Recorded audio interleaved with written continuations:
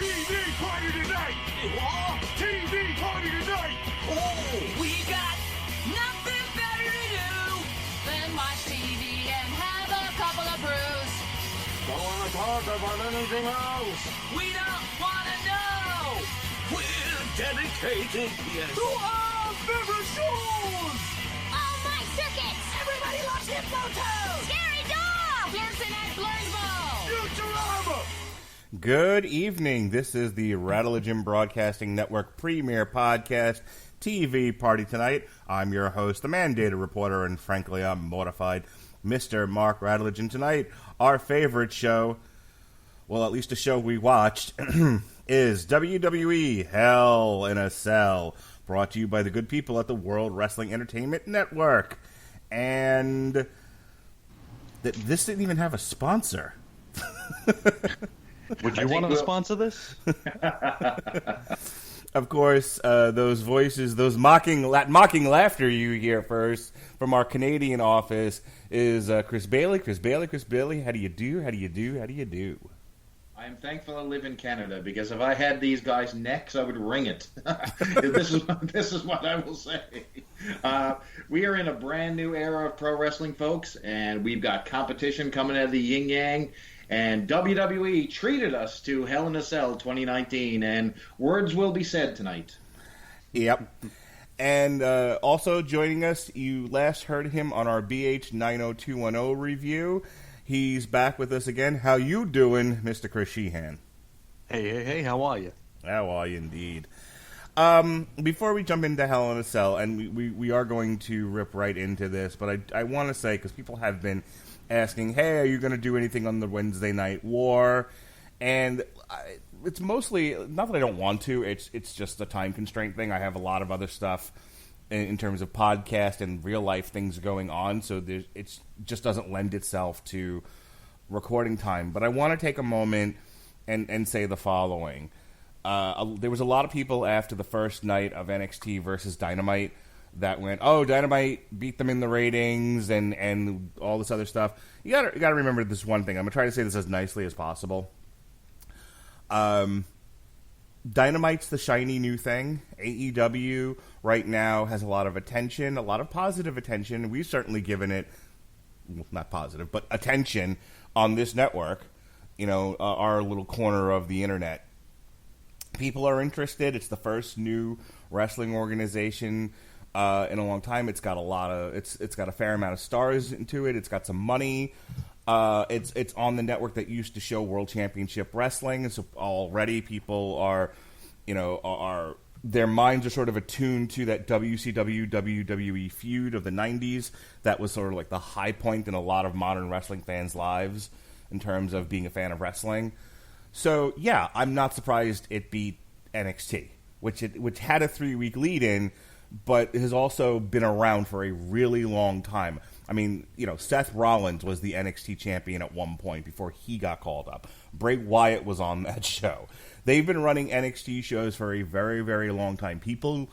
There's no curiosity there. People know what it is. And I think the only curiosity that was out there was, well, what will it be once it's on USA?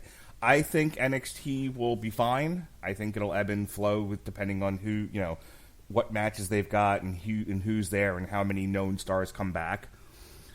Can we put a pause on the showering Dynamite with praise? It's the first night. Let's see how it does a month out from now. Remember, you know, famously WCW Nitro ran 83 weeks in the ratings war ahead of Raw, and then they got, you know, then they tanked, then they got bought by the WWE. So Mark, here's the thing.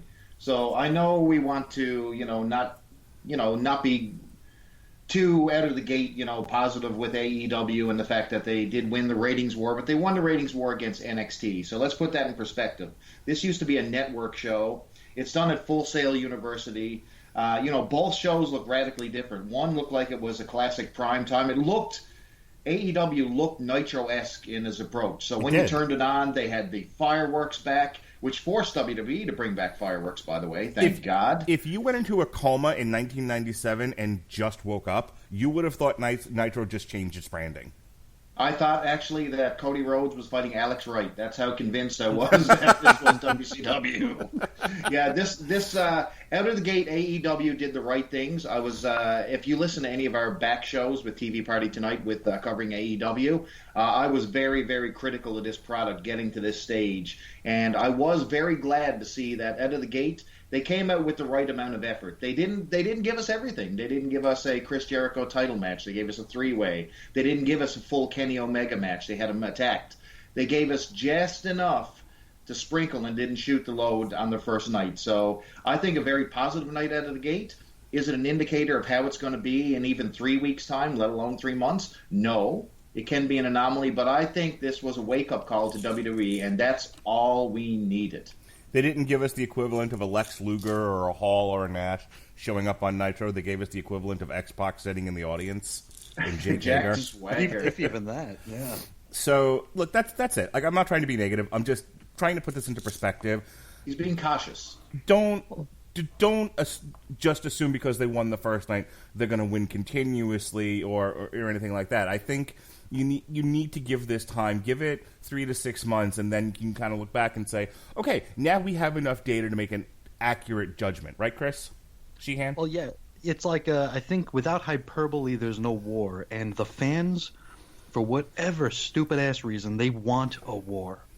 It's like, because people who missed out on the original one, they want to live through one. We've all lived through the first one, and I'm glad it's over. I wish this never happened. You know, I feel like I'm just too old to engage with a whole new brand. I've said it before. I don't know what a Hangman Page is, and I don't give a shit what a Hangman Page is. That's okay. Hangman Page doesn't know what he is. Okay, that's fine. Yeah, I can't invest. He has a cool nickname that he's trying hard with, but he doesn't know what the fuck he is either. He rides a horse. He doesn't ride a horse. Well, what is this guy? We don't know. He doesn't know. Dio Madden doesn't know. All right. So that's it. I just for those people who were asking me on Twitter if we were doing a podcast, there's your podcast. Let's move on. Did anyone watch the pre-show with Natalya versus She's So Traditional? It's unconditional, Chris Sheehan. Don't you understand what I'm trying to tell you? Lacey Evans. Oh, boy. Yeah, there's a star that fell pretty quick, huh? Out of the orbit like Haley's Comet. Oh, Maybe Vince McMahon should stop pulling people from NXT based on blonde hair and tits and make sure they can work first. Oh boy! I mean, she was like the cause of so much outrage back after WrestleMania. People were sure they were just strapping the rocket to her, and they were going to go back to, like you said, the blonde boobs and put Becky on the back burner again, and other things that start with the letter B. But she didn't do it. They trashed her out pretty quick, and now she's opening the show with, or not even on the show, with the perennial, gatekeeper to the main show, Natalya. I mean, she barely ever gets on the actual shows. Yeah, well, I think they keep Natalya over guilt over what's happened to the Bret Hart family. So too. She purely has that job over, like, there's like a human resources complaint just waiting in a mailbox somewhere. Like, they know if they fire her, they're going to have to deal with this, so they just say, fuck it, leave it alone. Keep her in, yeah. Yeah, we can put her on pre-shows and, I don't know, what do you call it, the main event or whatever the D-list show is on the network. The Action Zone. Yeah. But yeah, Lacey Evans. I feel like Lacey Evans again had a look that Vince McMahon liked. They pulled her up and they were like, okay, well, she's been in NXT long enough to have been on NXT television, so she should be fine for TV, right? And I think she has potential, but she's her ability to perform moves in a believable fashion needs time to cook. And so, go ahead. Yeah, there's also this dissonance between, like they brought her up for her military background, but they have her as a heel.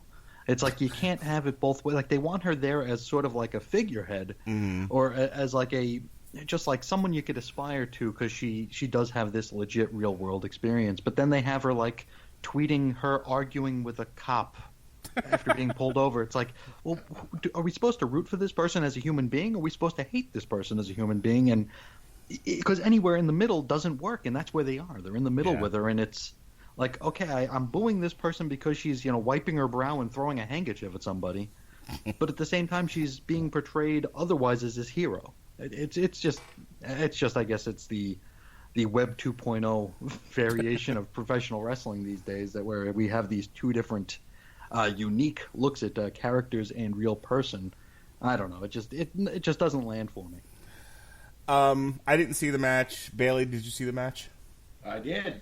So I did. And so Natalia, of all people, gets the win in the pre-show with a submission, no doubt, an instant submission. So we're talking about Lacey Evans. I mean, polished is not a word you'd use to describe this lady.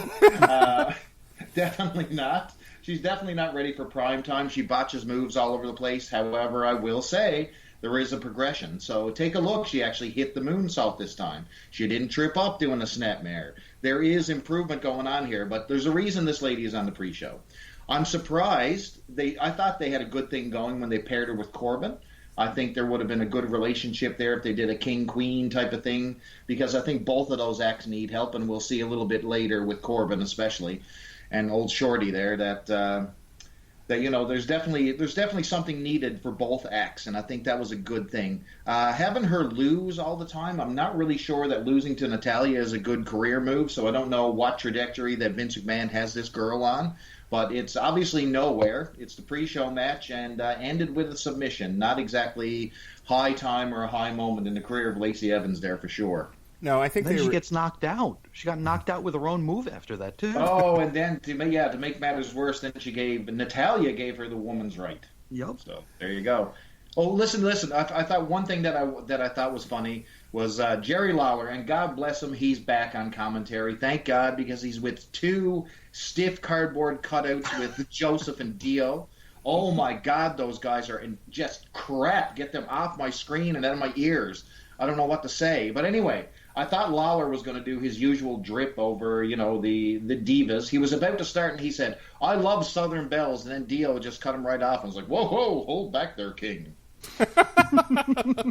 Controversial. You're not allowed to love women. What's wrong with you?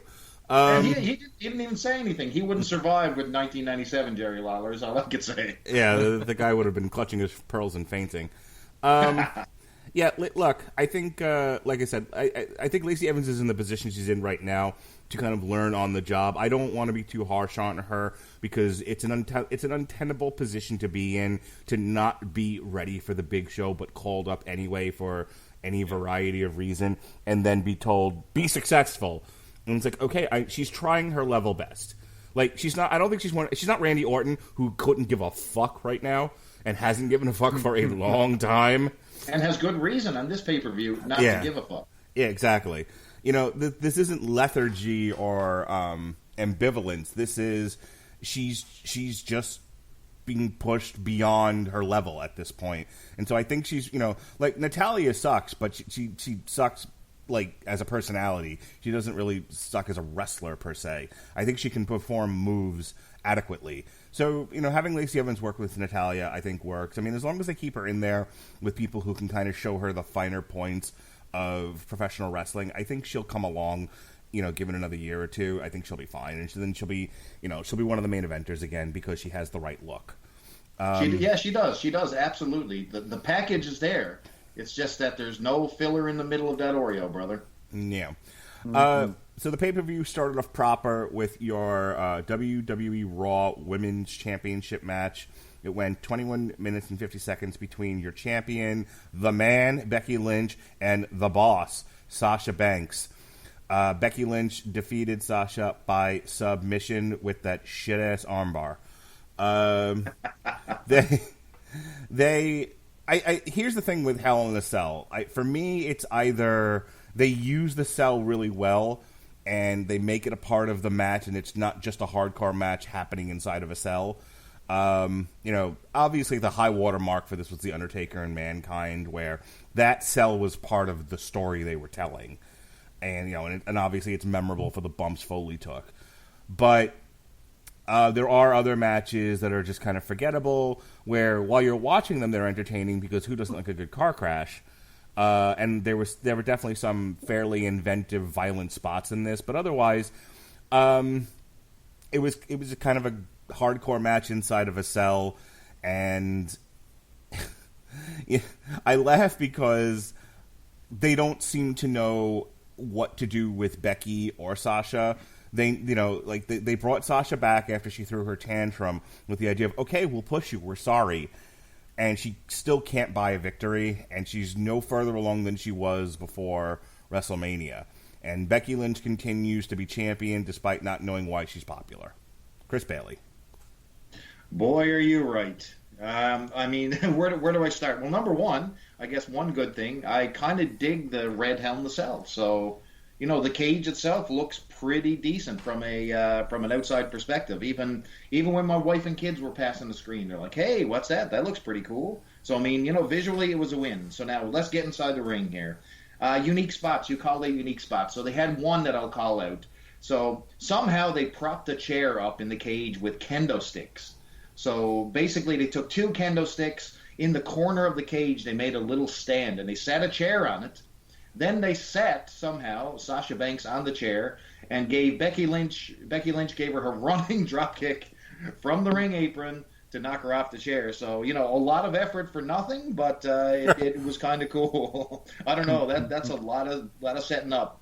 So they used all kinds of weapons. They used everything but the kitchen sink. The finish was kind of, they're making a mess inside the ring, basically, of crap, of chairs and all kinds of junk. I guess to make it look more, harsh than it was.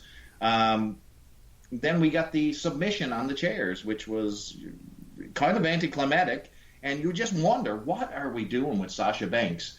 What was the big deal? You had this girl sitting on the sidelines. She was toying, playing with some creative tweet saying she may go to the competition. Well, you know what? They should have let her go. This is all you're going to do with the Boss and Hug connection, is just job them out here on both of these guys on pay-per-view. I mean, it was a Hell in a Cell match, and yes, a title match, so, no harm, no foul. But when has Sasha Banks won a match? Somebody tell me, please, Jesus. I just don't get it. I believe it was in the year of our Lord. I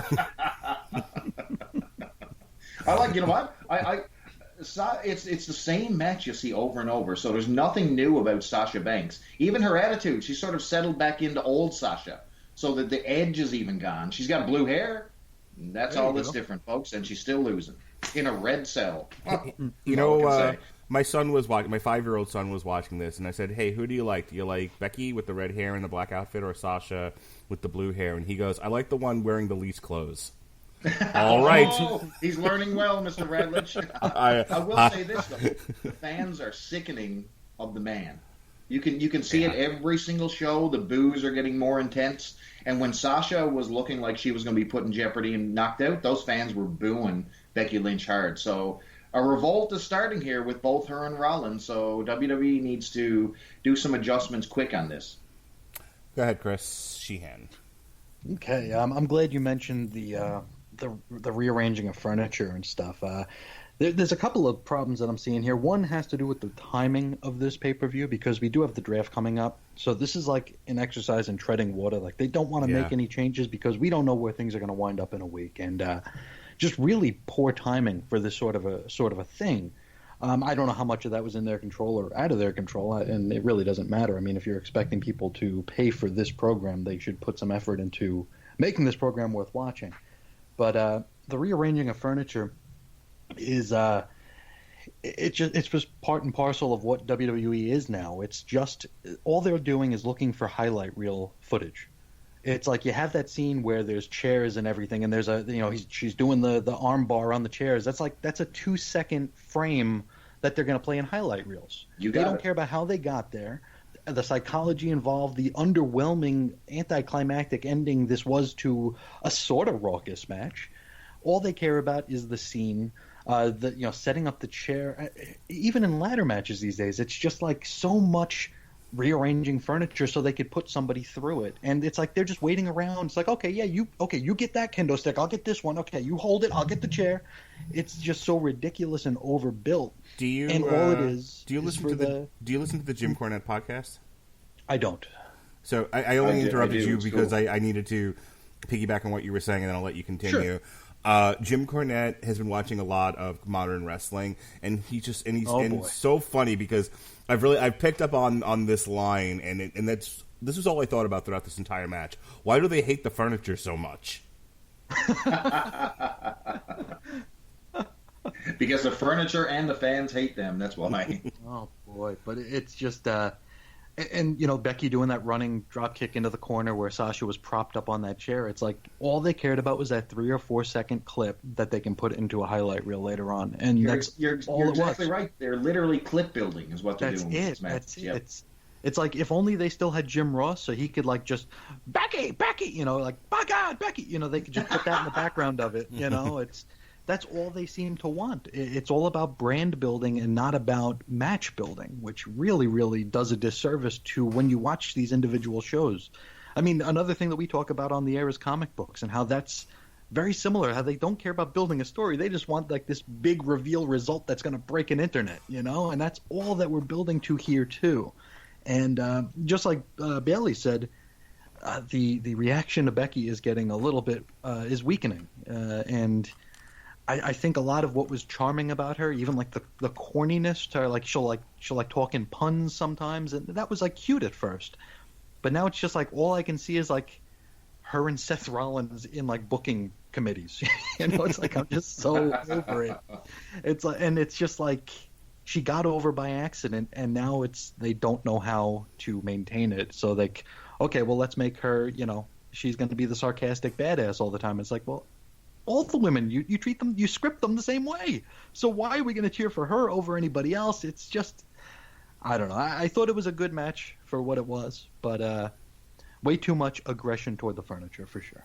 They want her to be Steve Austin, but she's coming off like Buddy Landel. I don't know. I don't understand. They want like half the roster to be Steve Austin, but like a gelded Steve Austin, where like they still will take a knee to the McMahons, and it's like Austin never did that, and that's why we remember Austin. Kevin Owens will take a knee, and it's like, okay, well, we were with you for a second there, buddy.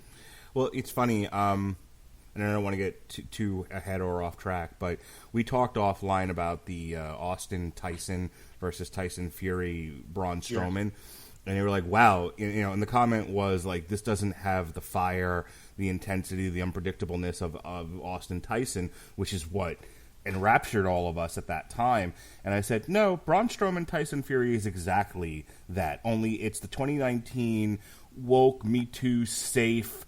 Fucking safe space, don't offend, inoffensive, don't offend anybody, nice version of that. Like, I looked at the Tyson Fury, Braun Strowman thing, I'm like, that is everything the WWE is about right now. Mm-hmm. Evoking an image that is familiar and pleasurable from a wrestling fan's past, but doing it in a way that is utterly inoffensive.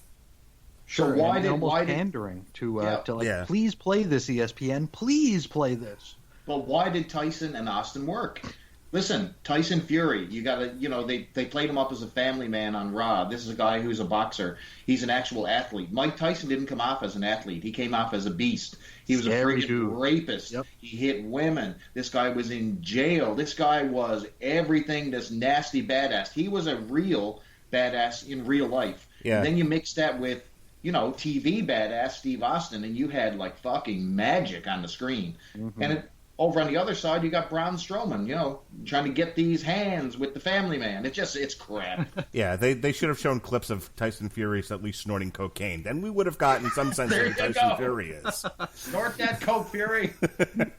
Daniel Bryan and Roman Reigns defeated Rowan and Luke Harper. Welcome back, Harper, you dummy.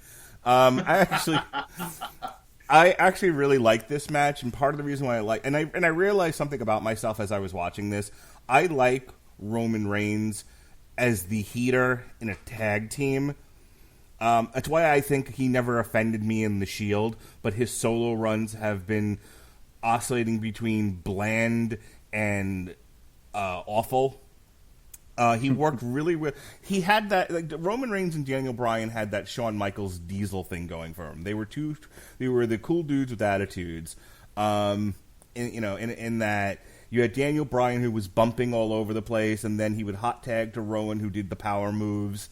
And both guys can kind of move and everything. And they were working with the fucking. Who the hell were those guys back in the day? Bludgeon Brothers? No, I was going to say I know that's their name. The Godwins. So Southern Justice. yes. So you had Shawn Michaels and Diesel working with the Godwins here, and everybody was moving, and this was a very dynamic, fun, entertaining match, and I actually had very positive vibes for Roman Reigns because I think he did his part in this well. So keep him and Daniel Bryan together, let them have a tag team run, and I think he got something. Let's keep Roman Reigns out of the singles title picture for a while. That's my takeaway from this match. Chris Bailey. So you hung your hat on the who killed Roman angle, and this is the best you came up with. I thought the whole Roman thing was actually going to be a diversion and it would be something else. Nope, it was the Bludgeon Brothers, and they're back and they're fighting Roman Reigns and good old Daniel Bryan. Like you said, great match, actually. I have nothing but, the actual in-ring work was solid. Bryan and Reigns worked together very well. The end combination was excellent, where they mixed up, the knee, the Superman punch into the knee, into the spear. Just good combination wrestling. They had some great action on the outside with table bumps and just fighting on the outside. Luke Harper can sell, so can Roman. So Roman's in-ring work has actually grown as well. The only downfall to this whole build was, uncertainty with Daniel Bryan. I'm not a fan of Roman Reigns. And then they did the hug thing, the hug it out thing at the end with Roman Reigns.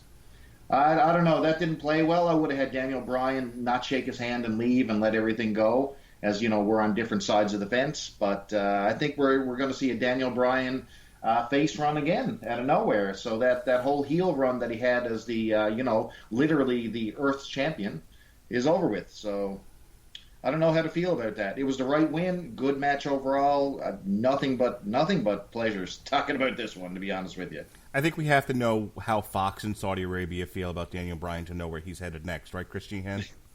Blood money. I was just about to say that. I don't know how much any of the matches and the creative has to. I don't know what kind of autonomy the booking committee or the writers or whoever the hell it is has over the characters right now, because, you don't know who Fox wants and who Fox is demanding and what alignment they're going to be. So it is very nebulous, and it's a lot of these turns are seemingly coming out of nowhere, because they are coming out of nowhere. They're coming out of a boardroom rather than organic storytelling. But this was probably my match of the night. Thought the match was fantastic. The build was a bit lame and underwhelming, especially. How long have they been running this? Who knocked the boxes on top of Roman? That's been like 3 months now, right? It's just like really, really ridiculous, and this is just me talking out my ass here, but I'm pretty sure this was all going to be set up as Bryan reuniting the Bludgeon Brothers and all three of them attacking Roman. That's what my peanut brain is saying. This was headed in that direction before whatever realignment this thing was. But I, like you guys, I thought Bryan and Roman worked phenomenally well together. I actually dug the hug it out bit just as a callback to happier days, but it was a really good match. I thought this was Harper is low key one of the best guys on the roster. He deserves far better than what he's getting. He has long deserved more than what he's gotten from the WWE at this point. But just an awesome match of the night. There's one more good match on this card. Otherwise, after Daniel Bryan, Roman Reigns, and turn it off, the Godwins. I'm just calling the Godwin from now on. This pay-per-view dove off a fucking cliff and said, "I regret nothing." So I hope you're talking about my Kabuki Warriors. Yeah, that's the one last good match on this whole card. Okay, good. So let's just give it the moment that it deserves, and let's move on from fucking boring old Randy Orton and going nowhere stoplight guy Prince Ali. Making a difference, Ali. We watched wrestling in the 90s, kids. We're onto your game, Ali. We know you stole Fatu's hat and his big jacket. I need your 8-ball jacket, man. Come on. Oh, God. Loves it. Yeah, Randy Orton doesn't give a shit. And it doesn't matter what he does. He could have pulled Ali's pants down and banged him in the ass in the middle of that ring. And Vince McMahon was like, "Okay, you ready for your next match, Randy?" Yep. What does he have to do to get pulled off TV, or do on Twitter or his Twitch feed? I understand that's a thing now. Yeah, Oh, yeah, he dropped the N-word the other day, didn't he? yeah. Hey. Randy Orton feels like Steve Guttenberg in the Police Academy movie. He's like, is he just trying to get himself fired? It's like nothing works. Oh, I love Police Academy. I'm just saying. And there's Ali. Hey, hopefully you'll get on that Saudi Arabian card and get a win for yourself, buddy. That's all I have to say about this match. Ali is like the deleted character from Mortal Kombat that they didn't use. He's like the crappy. He's just a crappy version of everything that you have in that company. The only thing I can say is that the man is skilled, so I'm not going to take that away from him. So, there were some creative spots, one in particular that I'll call out. I would call this entire match called Waiting for the RKO, because that's all this was. It was Randy Orton laying Did the Randy lead. win? I forgot. Oh, yeah, Randy took him out with Of the course RKO. he won. Of course he Of course he won. won. It's Ali. He's not going to lose to Ali here. Mortal Kombat will come calling again one day. Not while Vince McMahon's alive, he's not. Exactly. Now, do You you bring honestly... back blood runs cold for the guy, at least. Yes. Let's get... Glacier's not doing much. He's appearing at a high school gym near you. He could help out poor old Ali with this making a difference gimmick. And anyway, there was a really cool spot where Ali actually countered the RKO with like a handstand, and I thought that was super cool. That was the only thing that I saw in this match that actually got me excited. And, of course, 2 seconds later, he was flattened with the actual RKO for the loss. And then they did the respect, where Randy Orton just looked at him as he was beaten on the ground like he should have been, and just nodded and said, "Yeah, you still suck, kid." I feel like that Getting handstand paid. spot wasn't agreed upon. Like, he just did it, and Randy Orton's like, "What the fuck are you doing?" And he just It's over. I'm getting paid. and like simperingly, he just said something, anything. Shut up, RKO. And that was that. Yeah, this was nothing going on. I would call it a decent match, but I mean, come on. Why is Ali fighting Randy Orton on Hell in the Cell? There's no reason at all. Yeah. Go ahead, Sheehan. Anything? Oh, I forgot even who won this match. I'm sure I watched it because I do remember that handstand spot, but I couldn't tell you who won the match. I don't know whose music played. I couldn't tell you what Ali's music was. Just even thinking about it. But this felt like one of those matches like on Friday night when they realized, holy shit, we only have 3 matches booked for the pay-per-view tomorrow. It's like they had to throw some stuff in there, and I guess Randy's going to be the captain of Team Flair for the Saudi show, so it's like, let's get him on there and get him a win, I guess. Yeah. The only other good match of the night, the Kabuki Warriors, Asuka and Kairi Sane defeated Alexa Bliss and Nikki Cross. Look, this was a good women's tag team match. The title change gave it a little extra oomph. I'm glad they're doing something with Asuka and Kairi Sane. I wish they would. I know nobody wants to see Io Shirai get called up because they love her on NXT, but I think She's crazy.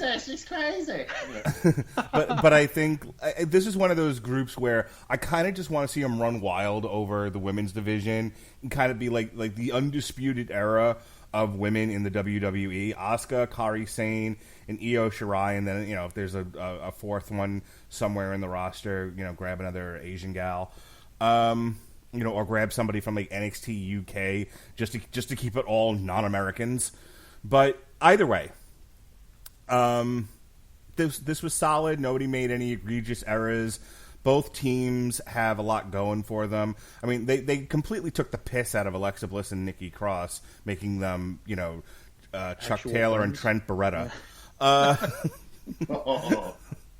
But okay, it is what it is. I'm not going to sit here and badmouth their matches because they're not doing the gimmick I want them to. So other than that, it was fine. Bailey? Yeah, boy. I love me some Kabuki Warriors. All I got to say, it's like Asuka woke up in the back room and she said, "Oh, no more of this fucking shit. I'm going to kill these girls." And boy, did they come out with a vengeance. They were kicking the ever-loving shit out of Alexa Bliss and Nikki Cross in this one. Every kick was stiff. Every slap was intentional. Even Kairi Sane, just with the innocent heel, we'll call her, where she's taking a slap at someone or hauling someone's hair, and you just got that little glow about him that was missing the whole time. I was just so excited to see this team actually just kick some ass finally. Everything was stiff. Everything was, just so good, so good. One thing that I didn't understand, though, so I'm a fan of theme music, and I mean we talked about this on our super thread, which wish everybody who listened to this podcast could see our Twitter thread because it's the best thing in the world. That's all I gotta say. But anyway, we talk about anything and everything, and we talked about theme music. The theme music for the Kabuki Warriors is goddamn garbage. Yeah, so they mashup. switch from Asuka's theme. And then they don't even edit it. There's no editing going on Just here. And then a they switch. start. Yeah. Yes. Ugh. Then they go to Sane's pirate theme, back to Asuka, back to Sane, back to Asuka. Whoever did this needs what they use in a demo version of Audacity or what is this? Someone called the RZA. Call somebody and like actually like if you're gonna mash the two together, like do a proper DJ mix. Don't just like, all right, we heard 30 seconds of Asuka and now fucking 30 seconds of Kairi Sane. It's so bad. Ugh. And the other thing that I'll say outside of the offense, which I loved, and the tag titles change, which was awesome as well. We got to see the Green Mist, baby. Yes. Oh my God! Back Jack back in '87. I was such a fan of NWO Great Muta. So when she hit her with the green mist, I was like, "This is the best part of the pay-per-view for me." Yes, sir. And just seeing like the spit coming off her face, and you know what? You know what I would do with this? I would actually have someone miss the mist, and then Kairi Sane actually hit the mist. Like that's another one we got backed up in the background too. So can't wait. Loved it. Kabuki Warriors are my all-time favorite. Thank you, WWE. I would not be opposed to Asuka randomly misting people in the back. More mist. Yeah. Anything on this there, Sheehan? I enjoyed the match. I didn't realize it was a heel turn until Meltzer said this was a heel turn. So I feel like maybe some of the storytelling wasn't as solid, or maybe I just wasn't paying attention, or I was just being dense. I don't know. But I didn't realize this was a heel turn until after the fact. I just thought this was, pulling out Green Mist. I mean, Tajiri did Green Mist. He was a baby face. It didn't really just spell out to me that they're bad now. So that was kind of weird. And they didn't really change much else other than the Mist. I mean, they're still same crappy music mashup, and the offense was a bit stiffer, but it was still their offense. It didn't seem there was like no real cheating unless I missed it, which is certainly possible. But I enjoyed the match for what it was. Didn't necessarily know that this was a heel turn.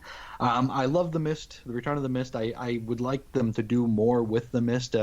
Maybe like explore the different colors and have the different results, kind of like the different colors of kryptonite. Like if you get sprayed with the black one, you're dead. I love it. That's a great idea, actually. If you get sprayed by the red one, you're knocked out. The green, you're just blinded. You've got Kairi there. You've got Kairi. She could use the additional mists. That would be great. Great idea, Sheehan. Write that down, WWE.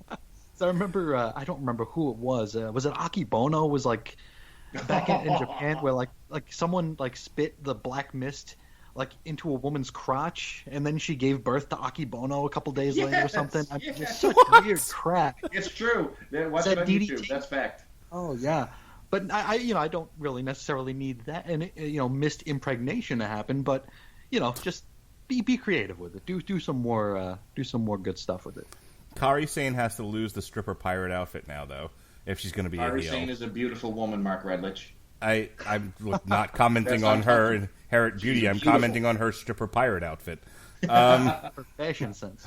She needs to watch Pirates of the Caribbean and start evoking some Johnny Depp. Let's get some dark makeup going. Let's if you're gonna be an evil pirate, be an evil pirate. Don't give me this cutesy pirate thing that you've been doing. More cute, please. More Kairi. Thank you.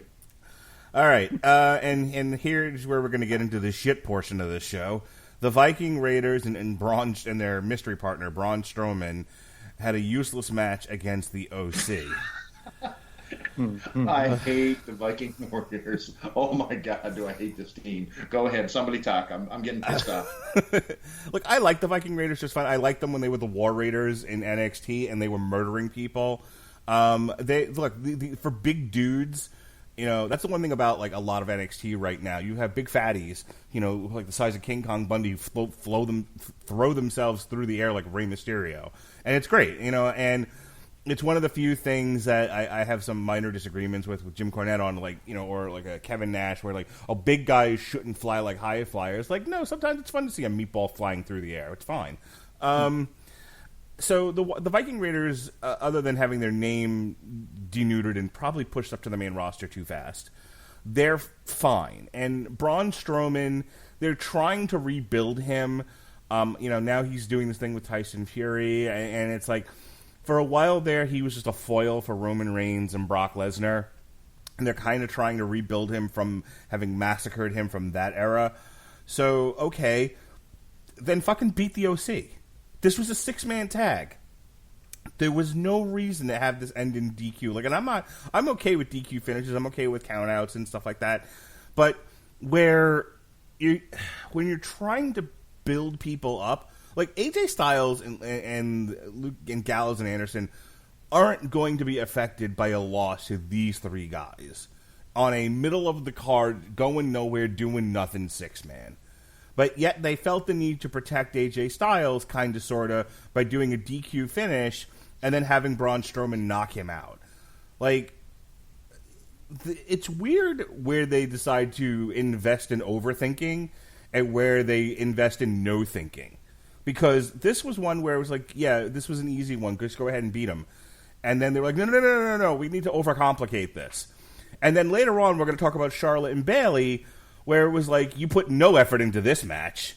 It's just, they could have saved us all a lot of time and effort had they just done a backstage sketch where Bayley hands Charlotte the title, puts a kerchief on his stick, and walks out of the fucking arena. It would have made more sense than the match they did. Well, anyway, so the 6-man, utterly useless, Chris Sheehan. All right. I think we've all listened to the Bruce Pritchard shows, the Something to Wrestle, where Yes. like he'll talk about certain acts and he'll be like, "Oh, this was a great act," and then the bell rang. I'm the complete opposite with the Viking Raiders. I when I see them, I'm like, "Oh God, these guys! Oh, it's so boring." It's true.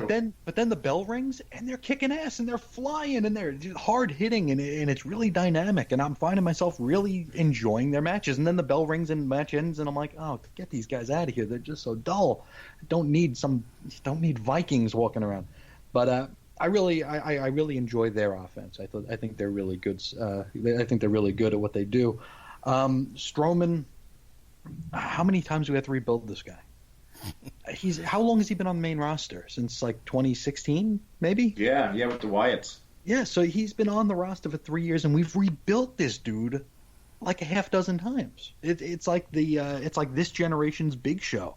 It's like, okay, well, we have to have a big guy get beaten, so let's put Roman over Strowman, and then it's like, well, what are we gonna do with Strowman now? Oh, well, let's have him fight some squash matches and just beat up some other guys, and the overthinking here with like the OC showing ass at the end, but not getting a loss. I don't know. A loss would have hurt them less than them showing ass, other than AJ being able to show us that he's good at comedy. But unless I'm confusing that with the Raw match, I very well might be. Whatever match they helped him out of the ring when he was knocked out. But the entire thing feels like a Dagwood sandwich. It's like so many unnecessary layers that you don't even taste. It's like, what's the difference between the piece of ham and the piece of turkey at that point? It's just you're biting into it and it all tastes the same. So this was just to facilitate, getting Braun built again, and it's And I mean, they're going to have him lose to this dude in Saudi Arabia probably. So then we'll have to do it all over again in a month. Yep. Bailey, did you want to say anything? Yeah. So the Viking Raiders. I just can't stand their guts. Everything about them. They look like they won last place in a Game of Thrones cosplay at Comic-Con or something. They look terrible. They're live-action RPGers, yeah. Yes, they're LARPers. Oh boy, I got a story for something else out later down the road. Anyway, when they come out, they got even their names, Eric and Ivar. I just don't like it. The guy takes his blonde hair off. He looks stupid. And I got to disagree with you, Sheen. I know when you said like the bell rings, they can do that. You know what? I'm a hefty guy. I can do that upside down crank smash that he does in the corner on my kids. I can do that all day long. There's nothing that these guys do that impresses me whatsoever. Nothing. And not only that, if I wanted, a big guy doing stuff, give me Otis from Heavy Machinery. At least he can do the fucking worm. That's enough of that. Get me off this. Right. I'm on the roof. I'm ready to jump. So I'll tell you a little something about me and my psyche. I occasionally have these fantasies of a big, badass, kick-ass wrestler running down to ringside and murdering Michael Cole. Just, just punching Corey Graves in the throat, throwing Renee somewhere into the crowd, and just murdering Michael Cole, like Mortal Kombat style, just ripping his head and spine out. Where's Heidenreich at? Yeah. And, like, listening to the and I know it's none of those people that were doing the commentary during this, but nonetheless, hearing the commentary trying to put over Shorty Gable. Oh my God. Stop yelling "burn it down" WWE, because I'm about to go fucking Joker on some of these people and actually set something on fire. Holy cow. Baron Corbin, little Shorty Gable. Oh my God, Shorty Gable! Like, every time they said it on commentary, like, I couldn't focus on the match anymore. I'm like, I don't care about this because clearly neither do any of you. Because everybody's got to be fucking clown shoes. Yes. Fucking Shorty Gable. I got so much to say. I was rooting for King Corbin. You know, I mostly to troll wrestling fans on Twitter. And some of the people that I talk to in various chats that I'm in, because they were all rooting for Chad Gable, and I was like, no, King Corbin. Shorty Gable. I was all about King Corbin and Queen Lacey. Like, come on, there's something here. But it's like the WWE, and now I'm again referring back to SmackDown, can't get out of their own way, and like they give Corbin this King gimmick so that they can get him out of the Ruby Tuesdays fucking waiter outfit, and. And it's like, okay, well, go ahead and like let him. Like, I miss NXT Baron Corbin. I miss the days when it was like punch, kick, fucking end of days, end of match. Yeah. And that's it. Like, I miss kick-ass Corbin.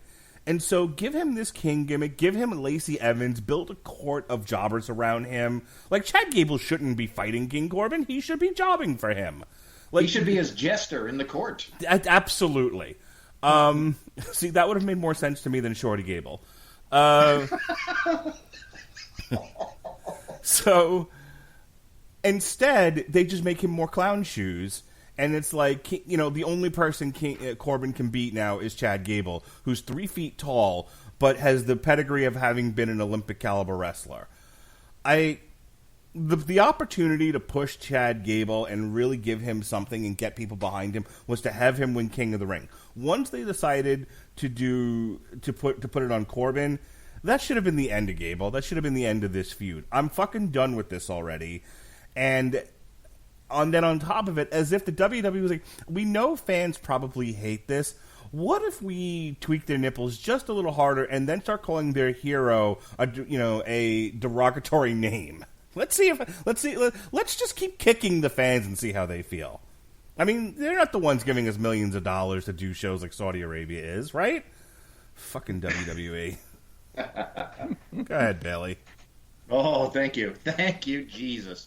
So we have old Shorty Gable. So one thing that really drives me nuts about Shorty Gable, and I call him that because I don't want to disrespect the King's wishes, okay?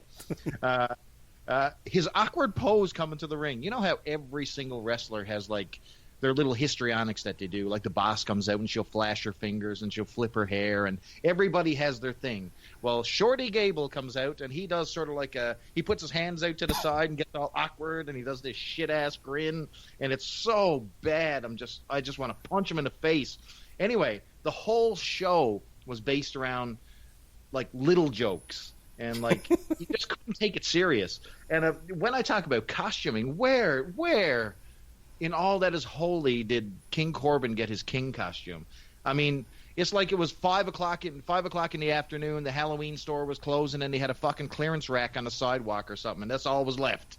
Was this crap. They gave him a kid scepter. It's a little tiny thing that... I mean, it's when so you pop bad. it starts flashing lights. Yeah. Yes, exactly. You know what it is? It's actually one of those lights you put in your gardens that are solar powered. That's all it is. Let's be honest. We know exactly what that is. Then they had the STD chant. Oh, thank you, Rock, for giving us that. So good. But the fans, they even created a chant for this match. It was so bad. They didn't say boring during the match. No, they said boring. It was great. They even put a twist on it. So bad. And then you had, at ringside, you had Corey Graves threatening to fire Michael Cole, which, wouldn't be so bad, for disrespecting the wishes of King Corbin by not calling him a Shorty Gable. That's right. It was Michael Cole. Okay, so good. My joke still works. Okay. Yes. Oh, yeah. It was Michael Cole. Yep. SmackDown, yeah. And, I mean, listen, what a week for Corbin. So he goes from, basically opening the show on Fox SmackDown. I mean, you talk about a high-profile spot, even though he got berated and, called STD and whatever. Then he ends up with Shorty Gable losing, by the way, on Hell in the Cell. My friend, where is Corbin gone? We want our NXT Corbin back. Go ahead, Sheehan. That's all I've got to say about that. Another forgettable one. It's something we've talked about, I think, on like the past several WWE pay-per-view recaps here is like, why are we getting these rematches over and over again? We've seen this very match like 3 or 4 times in the past 2 or 3 weeks. It's just, okay, enough of this pairing. It doesn't matter anymore. And if they're doing the 50-50 booking thing, so there's not like even like a rubber match consideration. It's just like, okay, well, he'll win this time, you'll win next time. And it's just so dumb. The Shorty Gable name, I remember like a month ago, people were freaking out because like WWE had trademarked Shorty G, and nobody knew who it was going to go to. And I think we know now. But every time they mentioned Shorty, it felt like, hail hitting a tin roof, because it was just like, this is his name now. You will call him this. You will know him as this. And I was reminded of when T.J. Perkins changed his name to TJP. Ugh. And on Raw, his first match as TJP, they said TJP like 7,000 times. It was just that's like, a okay, Vince stop. McMahonism. Oh, absolutely, 100%. And it was just, there's nothing organic about it. It's just, it's so forced. And it took me out of the match. I couldn't, not that I would have really enjoyed this because I've seen it 100 times already, but it was just another layer that pulled me out of even any kind of appreciation towards this match. It just didn't need to be on a pay-per-view. They really, really should have built this show better. This is a SmackDown or main event match. This doesn't need to be on something that you would ordinarily expect someone to pay upwards of $60-$70 for pay-per-view. This is just pathetic. Because the real pay-per-view is October 31st. It's Crown Jewel. That's a fact. Come on, call it what it is. This is a Saturday night's main event. Blood money. Blood best. money. If they're going to run with this Shorty G thing, I'm okay with it under one circumstance. Okay? He needs to be wearing like an Adidas tracksuit, gold rope chains, a Kango, a bit of linoleum with him so he can spin around on his head. And Brian Austin Green needs to wrap him out as David Silver. But from the original 90210, like come out in the fucking the hypercolor shirt, and the Zeke Cavaricis, and he can, and they can, and then just have his whole theme be like the 90210 theme. It'll be fine. I think he could show up at WrestleMania, the whole cast in tow. Jason Priestley can hit someone with a fucking chair. It'll be fine. Jenny Garth can do a fucking moonsault onto Asuka. He could try to exchange an egg to get into the building. It'd be really great. Tori Spelling can do the fucking Chris Benoit flying headbutt onto somebody because who cares about her face, right, Pat Mullen? I love that episode, guys. That was awesome. I kicked myself in the ass not forgetting on that. So it's the sun went down and the moon came up, and long ago Charlotte Flair left with the cup, and it was time for Bayley to give her back her title. She had held on to it long enough. Oh, I'm sorry. Go ahead. We forgot about something. We forgot about Tamina winning the 24/7 title just prior to Shorty Gable and Corbin. Prestigious Championship. She beat Carmella with a kick when the Street Profits, your favorite, Mark, were out there, and they were doing their little stirring the pot with the red cup crap that they do every Monday night. I stand by my statement, and if the Street Profits aren't wrestling on NXT, I fucking hate them. I know. Get them off the television. Here's the thing, like, wrestlers are okay at, like, most wrestlers are okay at, like, doing promos to get themselves over, get the match over, or whatever. What they're not really good at, though? Sketch comedy. No. Like, let's get the fucking Street Profits. Stop doing this, like, SNL bullshit with them. They're like the. Hang on, I'm going to use a word here, and I don't mean it the way I meant it with the New Day. I want to be very clear about that. They're like the minstrels in, like, a Shakespearean play, like a Shakespearean tragedy. It's just like there's a thing happening, there's action, and then exposition. Yeah, and then the two of them walk out with their fucking mandolins, and and we want the smoke, and it's like, why are you here? Why do we need this fucking, bit of exposition from, reviewing the show from within the show by the Street Profits? Go jump off a ladder or something. God damn. All right. Yeah, so Charlotte Flair and Bayley. This broke my heart for Bayley because she tries so hard, and I've talked about Bayley and how I think she's viewed by Vince McMahon and everything, and I talked about how I think she got the title by virtue of the fact that she stayed and Sasha went home, but it's like, okay, well, she's the ultimate, like, victim of being taken for granted. It's like, well, you're always going to be here. You have this insane love for this terrible company. You're never going to go anywhere. We can abuse you until the cows come home.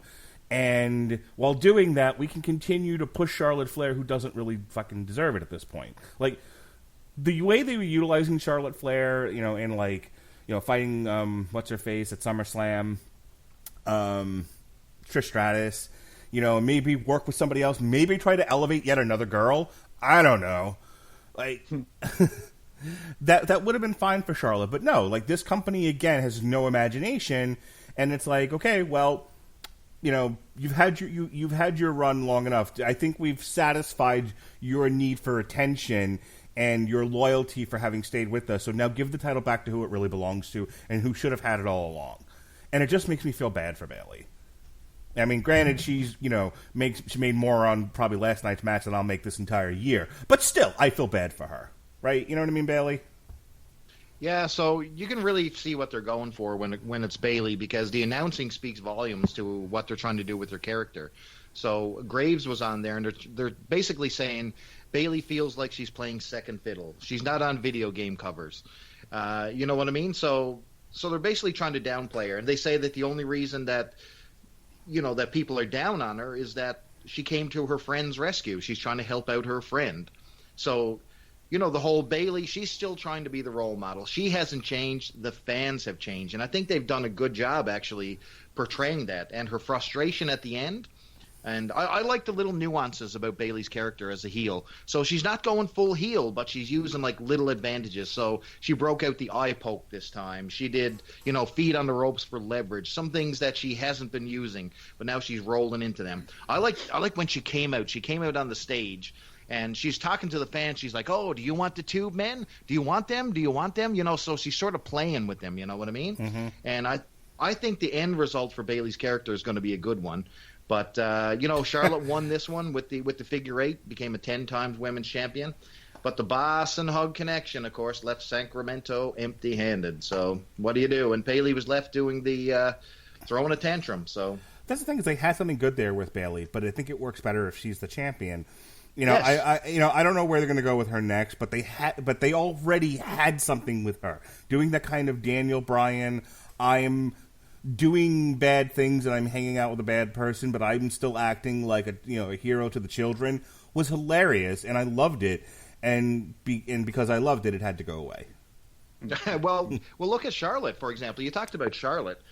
So Charlotte's like a yo-yo. She either fits in her costume or she doesn't. So this must be her down month where she lost some weight, because the girl was in good shape this time. She won her 10th championship here. I don't know, man. Well, I tell you, the only thing that'll leave off at, there was a classic point, and I watched this twice. Thank you, Mark, for that, just to get ready for the show. But while Bailey is down crying, watch carefully, because it's almost like there's some silence. That the fans are ambivalent, and one fan cries out, and you could hear it loud as day. It's, "You are shit, Bailey." Oh, that explains this whole match. What do you think, Sheehan? The evolution of Bailey's character here, where I think you hit it on the head with the Daniel Bryan comparison. It's like everything that they say. It's like that one person who they're not wrong. They're just an asshole. It's like, I'm not disagreeing with you because you're wrong. It's just that you're an asshole. So like Bryan was an asshole about the environment, and Bailey is, she's riding that line too. But and I mean, stop me if I sound like a broken record here, but this just smacks of more Fox, collaboration here. It's like we need Charlotte to hold the belt, and because I mean, she was like basically the face of the move to Fox. She was in all the PR. She was part of the entire move. You couldn't watch anything without seeing Charlotte in there. So it feels like it kind of smacks of machinations behind the scenes. And again, I could just be projecting, but no, I think you're dead on. Okay. I would like this to parlay into a sort of a shift in character for Bailey, especially after the tantrum or something. Maybe like let her be like, okay, you know what? I tried. No one's digging me, so let's do this the easy way rather than the hard way, and maybe. Rather than just showing Edge and hearing the damn announcer saying like, "Oh, this is a new Edge for Bailey for the 800th match in a row," just actually do something, outrageous instead of, beating on Becky with a cane or whatever the hell. However she turned, I don't remember even how she turned. What was fun about Hall and Nash and WCW and Hogan? I mean, not so much Hogan because Hogan won all of his matches all the time, but Hall and Nash never necessarily won their matches without chicanery. Sure. There was always, and so here's the thing, like, they knew that there was just the two of them versus, I'm not counting Hogan in this example, but it was just the two of them against the entire company early on. And so they had to, if they were going to be successful, if they were going to cause havoc, they couldn't do it by just winning matches. That wasn't going to get them over. They had to do it by attacking people backstage. They had to raise hell, yeah. Yeah, lawn darting fucking Rey Mysterio into the wall or whatever. Just hitting people with bats and just causing a ruckus. Like that was being unpredictable and being violent. That's how the NWO initially got over in '96. Sure. And I feel like that's an element of heelery that seems to have been lost.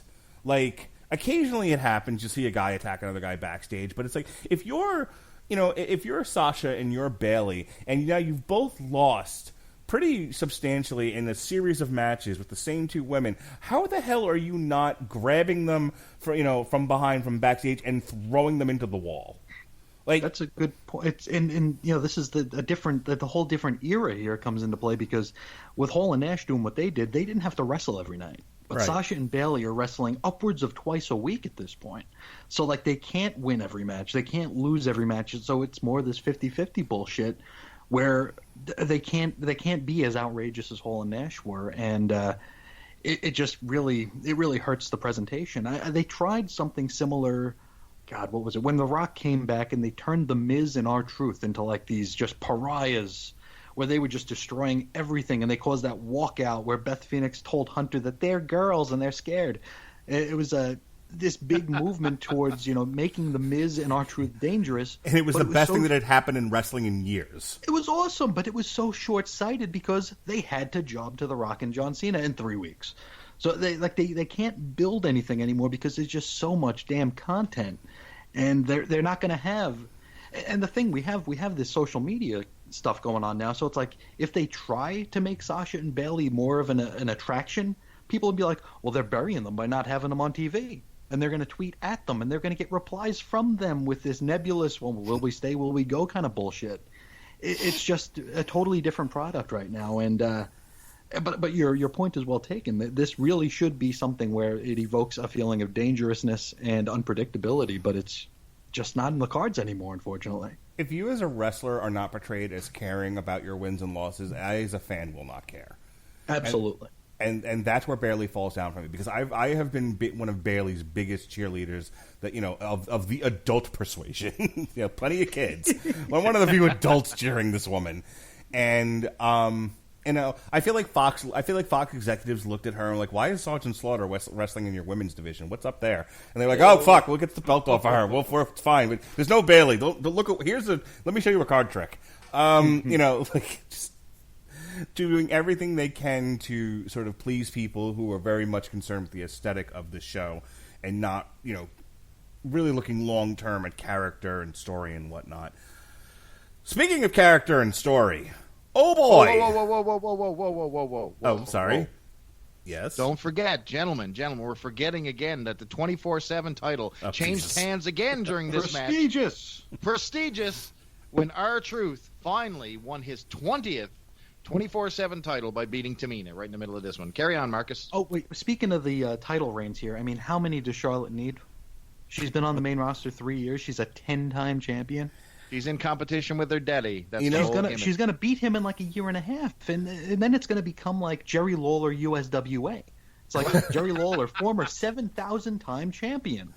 Here's the thing about the 14-time world champion, or the 5-time WCW. You lost the belt also. All those times. Yep. Yeah, like Bruno Sammartino has something to brag about. Hulk Hogan had something to brag about. Yep. Steve Austin had nothing to brag about. He lost his title. He won the title in like fucking April of '98. Lost it in June for a night to Kane. Yep. And then promptly lost it again in September. So fuck Steve Austin too. But I just don't know what there's just like this obsession with statistics where it's like, where they're on one side they're saying 10-time champion, then they're like another person they're like, well they've held the belt for 212 days. It's like, well, which one are we supposed to care about? Because I can't care about both because they're like counter of each other. It's just it's like CM Punk being like a 300+ day champion. It's like, they forgot you were on the roster, buddy. Calm the fuck down. You were mid-card. All right. Poor CM Punk. Seth Rollins and the Fiend Bray Wyatt in a Hell in the Cell Rain and Blood match. Special. Yeah. I was making those jokes on Twitter because Rain and Blood, when they were doing the tour where they were just playing that album for all you Slayer fans, they would actually they would play the album, and then they would get to Raining Blood at the end, and they would like dim the lights and they would put red lights on and they would play the song, and then they would actually like drop like red paint or whatever it was from the ceiling. It was actually a really fun, cool, Gwarish experience if you're a Slayer fan. So I kind of kept hoping they would do that. Like if you're going to do the red, go all the way with this red light thing. Red cage, red light washes out your screen. Please don't do this again. This was a terrible look. This was a match in 3 parts. This was kind of an opera. So you had like a normal match, and then you had this second part of the match where Bray had the easiest job of the night, where he just had to lay there and let Seth Rollins do stuff to him, like a drunk girl at a party. He was just fucking laying there, and Seth Rollins. Oh man! Like Seth Rollins just fucking hit him with 800 curb stomps, a missile, a car. It was just everything. And then when that didn't work, we hit part 3 of this match, which was he put the ladder and a toolbox, and then there's the ref going, I understand this is a no DQ match, but don't do what you're about to do. And there was a way that this would have worked. They chose not to go that way. But there was a way where this, where he's like, I can't stop you, but think of the children, Seth, something. Even broke out his shoot name. Called him Colby.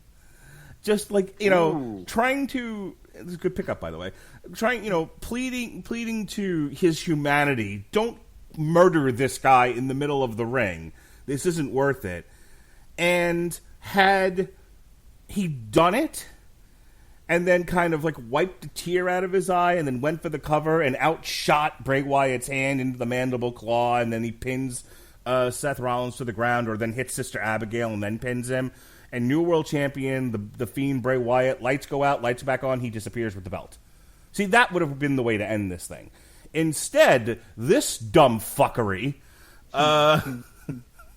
he pleading with don't do it, he hits him with a chair, and to everyone with a pulse who was watching thought it was a DQ. But WWE in their Nazi propaganda rewriting history way, there was no Holocaust. We all had punch. There was Patton Oswalt joke. Fucking says it was a match stoppage. It was it was referee stoppage. Yeah, essentially it was a knockout. And still, Bray Wyatt then does everything I said he should have done, but can't win the match because the match is over, and Seth Rollins is left laying. Look, I feel like upon retrospect, going into that finish, I think had Bray Wyatt if they'd done it the way that I suggested, and Bray Wyatt wins the match, I don't think people react the way that they do. I think people really focused in on the knockout, on the referee stoppage, and that's where people lost their minds. Because I think the idea of him being like a supernatural sort of 2.0 take on The Undertaker, where no matter how much damage you do to him, he can't be stopped, was not a bad idea and really a good place to go with this character. But then you can't fucking beat him. You gotta go for a while. You gotta put the title on him, push him, like, but they're so afraid of being brave, essentially, and doing something interesting. It's like we want to do all of those things, but we can't take the title off Seth for whatever their stupid reasoning must be. And so again, we get this fuck finish that and I said this from the start. People were like, why aren't you buying into The Fiend? Why aren't you enjoying the Firefly Funhouse skits? One, because, again, I don't enjoy WWE's impression of SNL. Number one. Number two, I've seen this movie before. I have seen them try to push Bray Wyatt and give him all of his television time and let him go to the moon and back with as many stupid things as he wants to do and can't win a match to save his life. If he shot a motherfucker in the middle of the ring, he'd still lose the match. True. And I saw that coming a mile away with The Fiend, and what did they do? They fucked him over anyway, and he ended up losing the match. I don't know. He was not winning the title. He just didn't win the match. So yeah. So the WWE is out there hunting quail with Dick Cheney and shot itself in the face. I'm done. Chris Bailey. Boy, oh boy. So, first of all, the red light thing. I remember I said I like the red cage at the beginning. Chris does not like the red light. I mean, what garbage. We saw that back in the day. Some of Kane's first matches were done. They did the blue light, too. It was just so hard to watch. So they did Kane with red light, Sin Cara with blue light, and now this has to stop right now. This should be the last red light match. Garbage.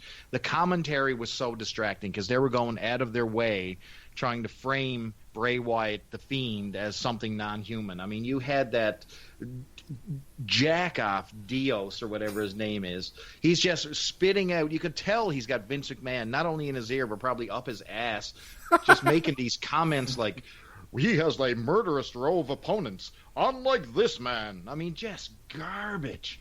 I like the Fiend's entrance, so, Rollins came out first, which was an interesting thing for the champion, and they had the Fiend. I mean, great music. It was, you don't have the Asuka.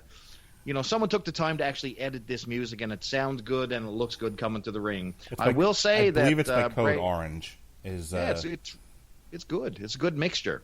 Mm-hmm. They did good work, but one thing that I've noticed is that Bray, when he came back with this gimmick, he was, super inspired and all that stuff, and I think he still is, but you can tell he's back on the cheeseburgers because his gut's starting to pile out over the top of his little striped pants gimmick he's got going on there. This is not the first time this gimmick was going on, guys. if I think I might have been the last person in the world who was watching TNA back in the day, but Abyss and Crazy Steve and Rosemary did this gimmick, which was almost very similar, called Decay. And I mean, Abyss looked very similar to what Wyatt is doing here now. It was the same style gimmick. I mean, I would love for them to bring Rosemary and his sister Abigail and Crazy Steve. It would be a great addition to the Fiend, because something has to change here now. So Bray by himself, we know it's same old Bray. He's going to get in the ring. He's going to get in a feud. Like Mark said, he's just going to lose over and over. This guy's going to lose or not win. He actually won this particular match, but he lost in the fact that he was left laying, or somewhat. Anyway, they killed the curb stomp dead. How many times did Bray keep popping up from the curb stomp? A dozen. Yeah, I mean, literally. He could have shot him with a shotgun. As long as he wins, it's fine. Once he loses, what was the point? Yeah. Well, speaking of he didn't use the shotgun, but he used the mallet, and boy, did deal for that. Why did he steal Harley Quinn's mallet? I don't understand. We saw what that mallet has done to Rambling Rabbit. Let's wait till see what it does to Rambling Rollins. I mean, come cringe. on. Come cringe. On. Stop the pain. Stop everything. The whole end of this match the whole match is based about Seth Rollins, who is totally in fear of the Fiend character. Okay, that's the entire thing. He's never faced anyone like the Fiend. He's not human. I mean, give me a break. We've seen this a million times. It never works out. It didn't work out. It was red light. They had a whole pile of garbage and gimmicks. And guess what, guys? If you're going to have an ending like this, have some consistency with it. So you stop the match because you hit somebody with a sledgehammer. Okay? Well, let's go back and revisit some of Triple H's Hell in a Cell matches where the sledgehammer was used every single time. And you know what? You stopped the match for this one, and the Fiend was back on his feet applying the mandible claw right at the end. Now, one thing I will give him credit for, they went over the top with the Rollins bleeding out of his mouth at the end, because I mean he was spitting out some blood at the end of this one. But I think they got some online heat for this, and they want to forget this match ever happened, because it never came up on Raw the next week. They completely dismissed it. They talked about it in like a 2-second clip, and that's enough of this. And man, this pay-per-view overall, I was glad when it was over. Put it that way. Big time. This was such an anticlimactic thing here, and it's they're building up Wyatt as an inhuman. He is a monster, but they can't stick the landing. He lays there motionless for it felt like a half hour with the shit on top of him. He was just laying there, not struggling, not doing the zombie sit up, not doing the little crab walk thing. He was just laying there, and they just didn't stick the landing on the supernatural bent of this, if that's what they're going to actually go with here, where he can take a shot to the head and he's just going to stand right back up. I feel like they're going to eventually put the belt on him, at which point nobody's going to care, just like they always seem to do these days. It's like in between Rollins and Reigns' title reigns, it's just like these very late to the party gimme title reigns to people that we actually want to see with the belt for a lot of us. It's like giving your wife flowers for her anniversary a week after 2 weeks your later. anniversary. Yeah. Absolutely. It's like, sorry, but here.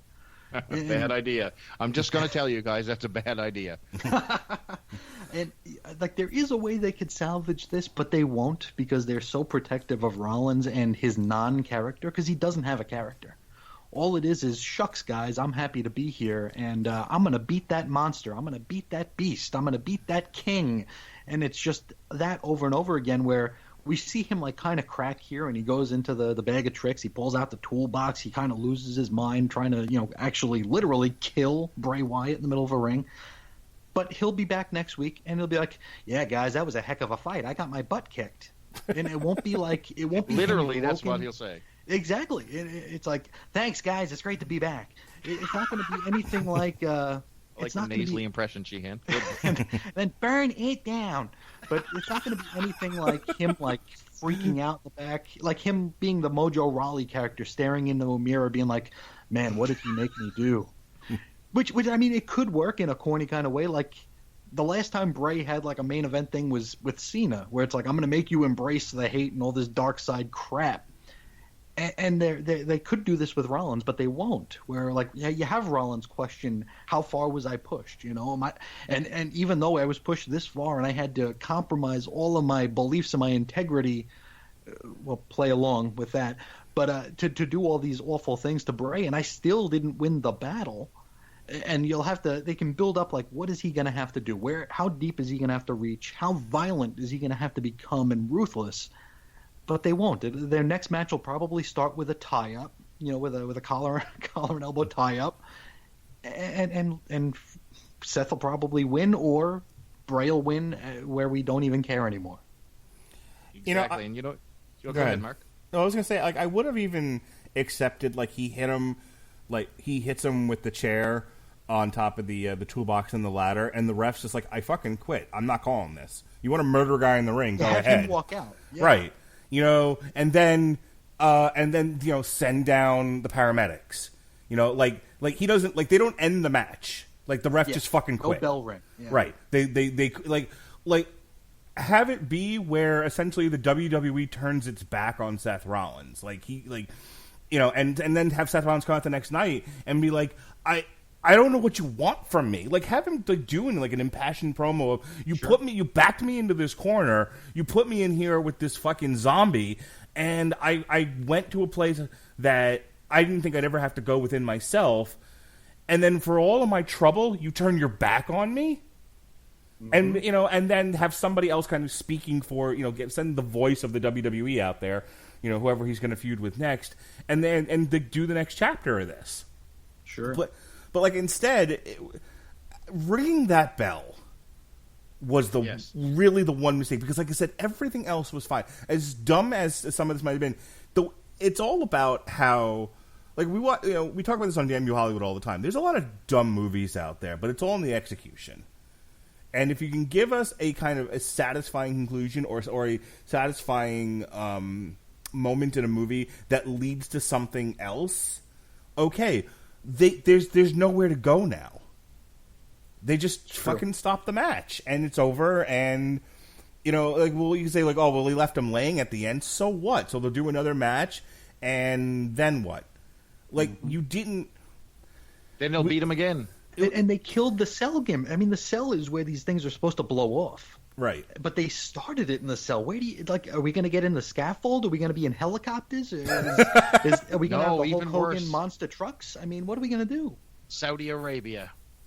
A beheading match. Blood money. Maybe they'll do Buried Alive in the desert. I don't care how unpolitically correct that is. That deserves that. I'll tell you what. We can armchair quarterback the ending to this match all we want, but what I'll say, I'm no WWE writer, neither are you guys, but what I can say is that when your pay-per-view ends with the fans chanting bullshit, refund now, and AEW, that is definitely not a sign of a good finish to your pay-per-view. That's what I'll tell you. Here, what's funny? I can just imagine Vince McMahon, like, to his dying breath, thinking this was a great idea until he heard the AEW chants. Oh, yeah. And then it was... Yeah. And it became real. Yeah. Yeah. So, look, here's the takeaways from this. This was a placeholder network event. The big deals, the things that they're pushing, the things that they plan for, with a move to SmackDown, Crown Jewel, and now they're marching towards Survivor Series, which is their next big one. This was like, what was the one a few months ago where like nobody showed up, and I think like Roman Reigns was, I think, in the main event. It was let me go back a couple of pages here. Fastlane? I don't know. No. Hang on. It might have been before SummerSlam. No. Hang on. Was it the one with Corbin and Lacey in the main? Or, I mean, so many of these shows have just felt interchangeable since, other than Mania, everything feels interchangeable. And the only reason you know it's Mania is because it's still going on now. It's a very long show. Stomping Grounds. That was the one, which was, it was in, I knew it was somewhere in the Pacific Northwest. It was in Tacoma, Washington, at the Tacoma Dome. And like, it wasn't well attended. The main event was Seth Rollins beating Baron Corbin in no count out, no DQ, with Lacey Evans as a special guest referee. Kofi Kingston and Dolph Ziggler in a cage. I barely remembered this. Roman Reigns defeated Drew McIntyre with Shane McMahon. This was kind of the fall version of the WWE Stomping Grounds, which took place in June, by the way. Which is nobody gave a shit. It was just kind of there because they had an event booked on. Jim Cornette has been saying, like, sometimes you have a stadium that needs a match, and sometimes you have a match that needs a stadium. This was a situation where they booked a building and they had to put something in it, and they've got a lot of irons in the fire right now, and this just wasn't a priority. I think they did their level best with their stretched roster and creative staff that they could do without having their eye fully on the ball for this particular event. You know what I'm saying? Like this. Like, I don't think anyone really thought about this until, like, the weekend of. And, like, we have like 2 matches here. We got to book a card. And they threw some shit together, and they were like, all right, go serve them this pile of garbage. It'll be fine. You're right on the money. So think about this. This is the entire problem. So we're entering into a new era of, like I said at the beginning of the show, a new era of wrestling. There's competition everywhere from AEW to NWA. We've got Impact Wrestling. We've got Ring of Honor. We've got New Japan. I mean, what a time to be a wrestling fan. Master P's even getting back into it. Yeah. Oh, yes. Hooty hoo. House of Glory. Hooty hoo. But anyway, think about this. So think about your favorite meal you like to eat. If you've got that favorite meal every single week for 3 months, you're gonna hate that meal at the end of it. You know what I mean? Yeah. And it doesn't matter if you've got chicken, potatoes, and peas. You can do all you want. You can move them on different parts of your plate. It's going to be the same meal every week. It doesn't matter how you interchange it or how you position it. That's where WWE is right now. It's the same roster. It's the same people fighting the same people every week, and it is stale as moldy bread in the cupboard, man. And that's the entire problem. So when you see an NWA coming on YouTube or you see an AEW, it's fresh talent. It's something new to your eyes, and that is what I need to see from the WWE. Because right now we're seeing recycled trash and just interchange parts every week, and it's not working, man. It's true. And it feels like the WCW problem where the pay-per-views were building to the TV shows rather than the other way around, where the focus is on the new SmackDown, the Crown Jewel, the Cain Velasquez, the Tyson Fury. It's all the focus Skinny is Fat, off Mr. this Skinny show. Fat. Cain Velasquez, Skinny Fat. He has deflator tits. Sorry, go ahead. Somebody put up a picture of him with like they had a picture of Walter, and then they had a picture of Kozlov that said like Russian Walter. Then they had a picture of Velasquez that said like Mexican Walter. Then they had Dominic Mysterio, and it said Dominic Walter or Walter Mysterio. Well, it's pretty bad when Chris Jericho comments on Cain Velasquez's physique and calls him, "Who's the skinny fat guy?" And look at him, yeah. Chris Jericho is making a comment on someone's body. You know you need to hit the gym when. Well, Yeah. when he starts making fun of your hair, you can worry. So I have a question for you guys before we go. November 3rd Yes. is 2 days after Crown Jewel. Crown Jewel is probably going to feature Brock Lesnar, Cain Velasquez, and Tyson Fury, Braun Strowman, plus this garbage 10-man tag. Outside of the 10-man tag I just mentioned, I need to watch this event just for those 2 matches that I just mentioned. Yep. Which I'm now having a fever dream that all the wrestlers will go away and get replaced by ex-washout MMA people and boxers. And that WWE just changes its name to Bloodsport. It's blood money now, so it's blood sport will work. Yeah, sure. So I'm going to watch this event. I'm going to need to talk about it when it's over, have a therapy session probably. So if you guys are available Sunday, November 3rd, I think we need to talk about Crown Jewel. I think we can I can make something happen, man. Absolutely. All right. I'm putting it on the calendar then. At some point, whenever you guys are available, either in the evening or in the day, November 3rd, we are going to record our Crown Jewel review. Awesome. You got it. Hooty hoo. All right. Plugs, ladies and gentlemen, because we are done with this show, and I now have to go to my kids' school and see if they're learning shit. Sheehan, tell them all the 97,000 things you do. Okay, chrisandreggie.com, Chris is on infiniteearths.com, got a number of shows, got a number of blog posts, actually going to be recording my Marvel podcast right after we're done here. So that'll come out. Well, if this goes up today, that show will come out in 2 days. You can find me on Twitter at Ace Comics. Very good. Chris Bailey, tell him what you do, tell him what you do, tell him what you do.